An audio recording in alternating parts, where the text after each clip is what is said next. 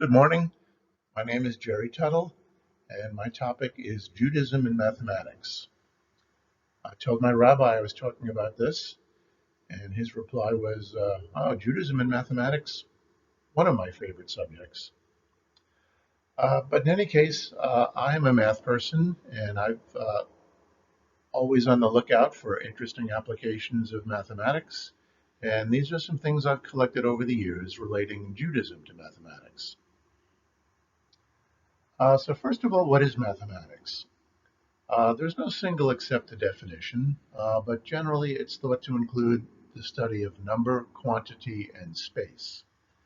It was developed from counting, calculating, and measuring.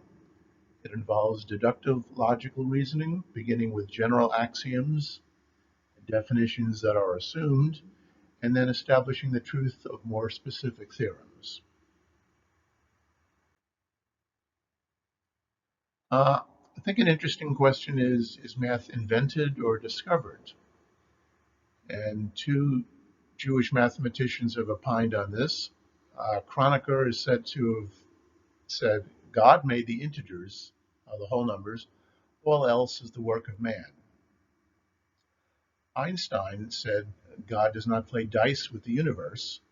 But then, having said that, he changed that statement to, God plays dice under laws which he himself prescribed. Here are the topics for today: math in ancient times, math in the Bible, God, infinity, and alpha naught. I'm sorry, Aleph naught, math in other Jewish works, and gematria, the hidden meaning of words. So, starting with math in ancient times, the greatest mathematicians in ancient times are probably Euclid, Pythagoras, and Archimedes. And these great ancient mathematicians lived in Greece, Egypt, India, and China. Uh, Ancient Jewish scholars were not all that interested in mathematical abstraction. Really, the only interest in mathematics they had was when there was an immediate application to such things as astronomy or agriculture. Um, so generally, the Jewish scholars did not make contributions to mathematics in ancient times. Math in the Bible. Uh, I did learn this in math class quite some time ago. Uh, 1 Kings 7:23 says, "And he made the molten sea of 10 cubits from brim to brim, round in compass, and a line of 30 cubits did compass round about." Uh, so first, what is a cubit? A cubit is the measurement from a forearm, from your elbow to the end of your finger. Mine's about 18 and a half inches. And this statement in the Bible, this is a round bowl. 30 cubits is their circumference, that's around the circle, and 10 cubits is the diameter. Well, once you see circumference and diameter, perhaps this reminds you of something that you learned in school, and that's that every circle has its ratio of circumference and diameter the same number. And that's the number, the Greek letter pi, which is an infinitesimal, 3.1415926. It's an infinitesimal, it goes on forever, and numbers don't repeat. So this seems to be telling us that pi equals 30 divided by 10 equals 3. Now, I think we can agree that the Bible is not designed as a math textbook, and no doubt ancient scholars did not know about decimals, let alone infinite decimals. But is it possible the Bible really got this one so wrong? Well, you read on three more lines, 1 Kings 7:26, and it says, "It was a handbreadth thick." What is a handbreadth? A handbreadth is the distance from your pinky to your thumb across your hand.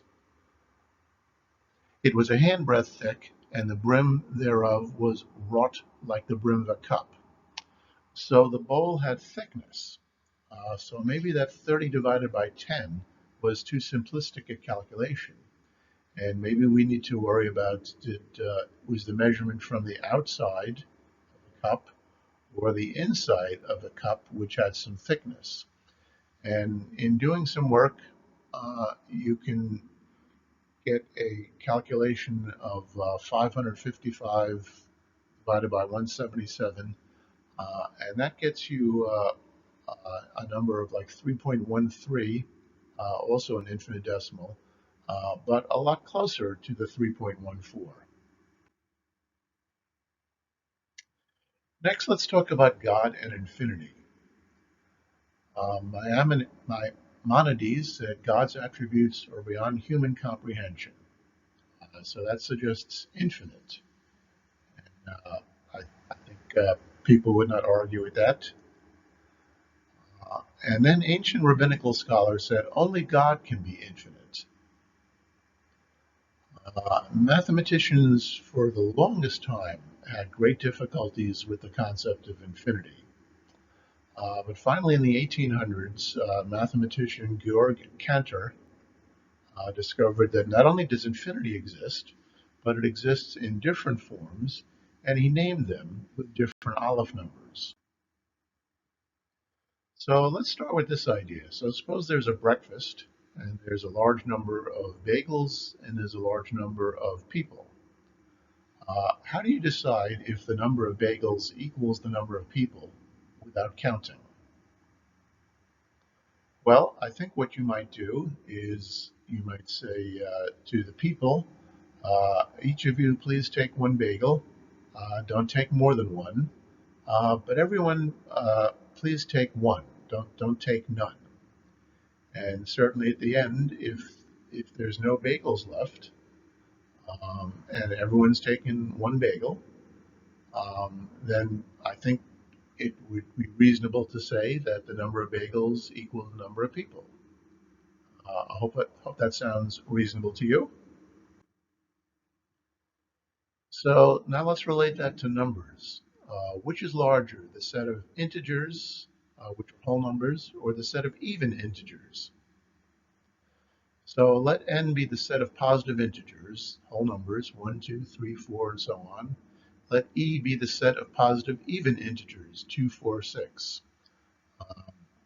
Would you say there are more positive integers than positive even integers? How do we compare them? Well, just as we did with the bagel and people example, we pair them up. Can we pair up every positive integer with every even integer? So here are the positive integers, 1, 2, 3, 4, and so on. Here are the even integers, and if we pair 1 with 2, 2 with 4, 3 with 6, 4 with 8, and we can do this as long as we like, um, we've paired up every integer with an even integer. There's none left. Every integer is paired with an even integer. So that says the two sets are of equal size, cardinality, and there's an equal number of them. Cantor named that level of cardinality of n, the positive integers, as Aleph naught. That's the Hebrew Aleph, and naught, N-A-U-G-H-T, I guess is another word for zero. Um, Surprisingly, the set of rational numbers, which are quotients of two integers or fractions, like a half, a third, two-thirds, a quarter, and so on, the rational numbers between 0 and 1 also has cardinality Aleph null. So that says the number of fractions between 0 and 1 uh, is the same as the number of positive integers. That one's a little hard to believe, isn't it? But with some work, you can see how to pair them up.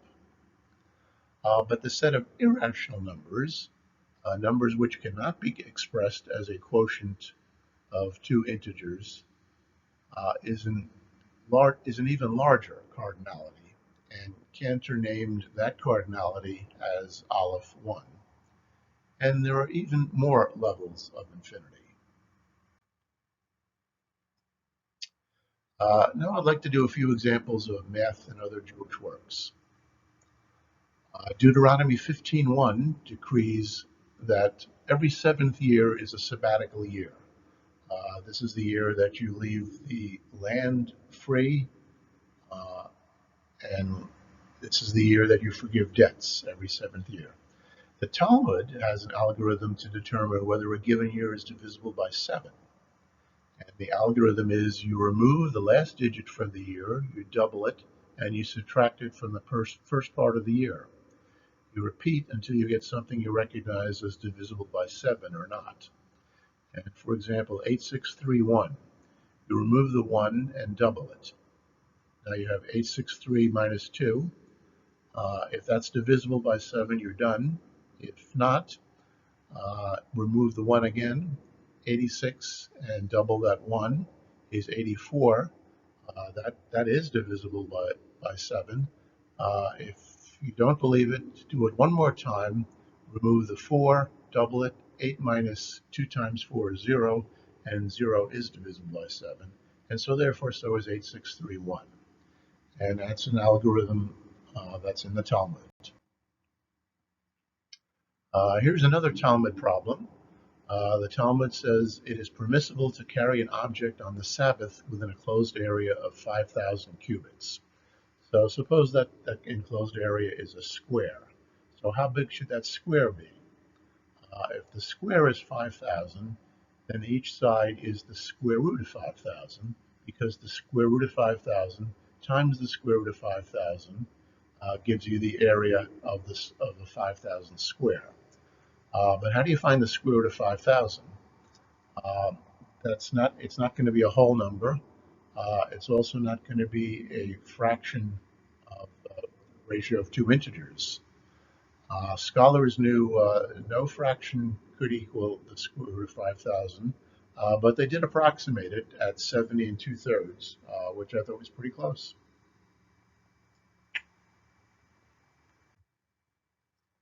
Other Jewish works, the Talmud discusses what to do when a man dies with debts of 100, 200, and 300 to three different people, but there's not enough assets to pay off the debts.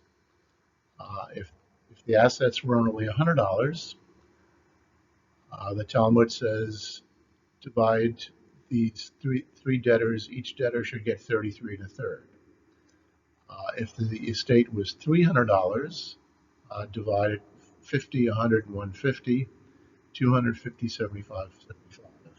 The first one's equal division. The third one is proportional division. There's no good name for this. And scholars have tried to figure out for a long time how the Talmud comes up with this one. Another thing in Jewish works, Sefer Yetzirah says there are 231 ways to connect every pair of the 22 letters on a circle with straight lines. So here are the 22 Hebrew letters.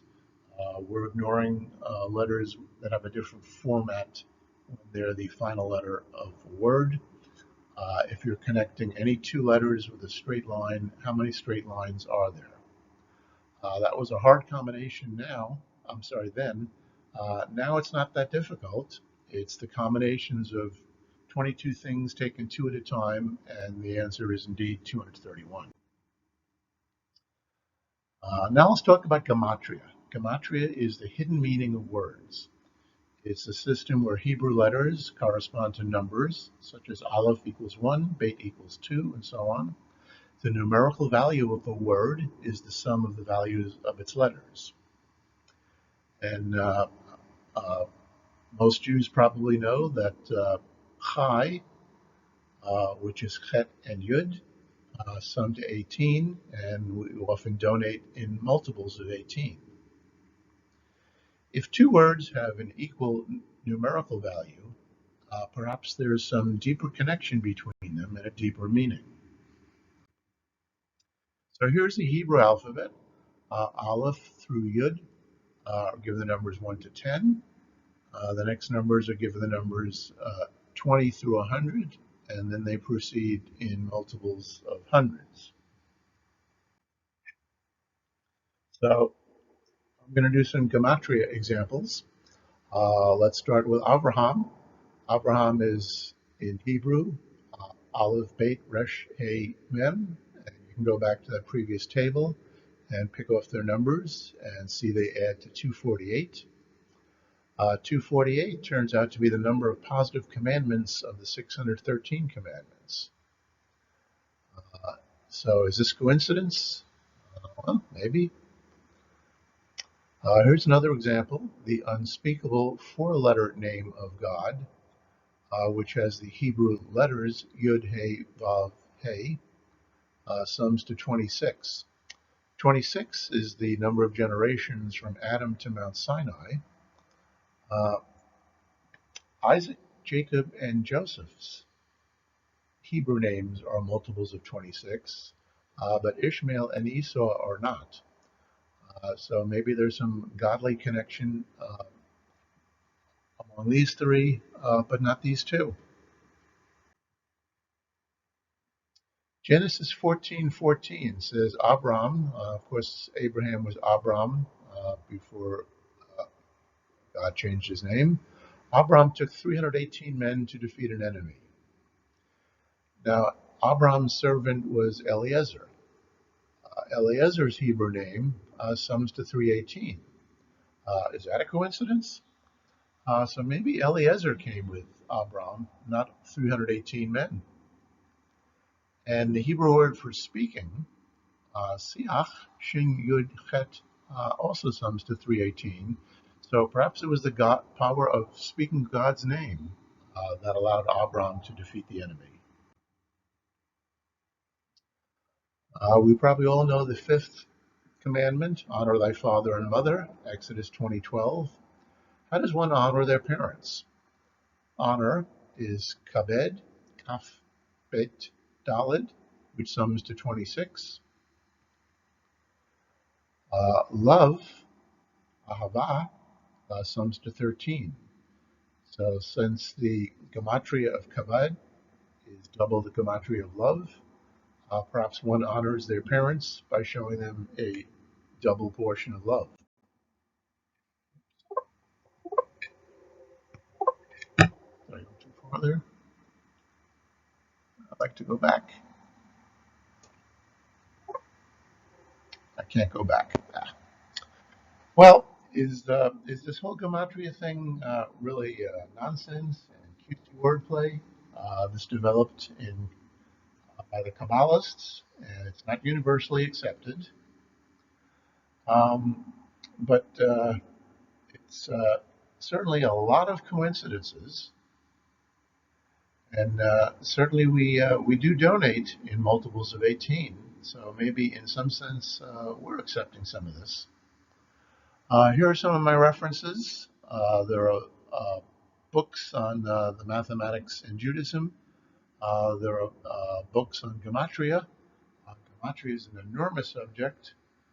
You can play with many, many words, both biblical and not, and find very interesting connections. And while I'm sort of tempted to say this is sort of a cutesy coincidence wordplay, I'm not so sure. Thank you very much.